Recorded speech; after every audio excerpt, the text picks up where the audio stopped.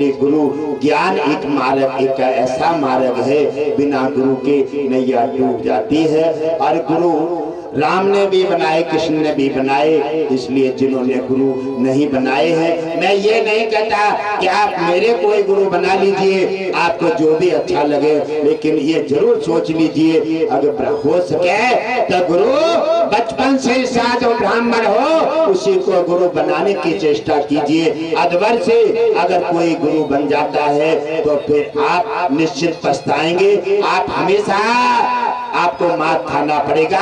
बचपन से साधु हो, बचपन से जन्मजात गुरु हो और बचपन से साधु हो, आंखें बंद करके गुरु बना लो, कभी जीवन में तुम्हें किसी प्रकार की हानि नहीं होगी और आपके सारे संकटों का समाधान हो करके एक दिन भगवान विष्णु के धाम को अवश्य पहुंचाने का काम करेगा।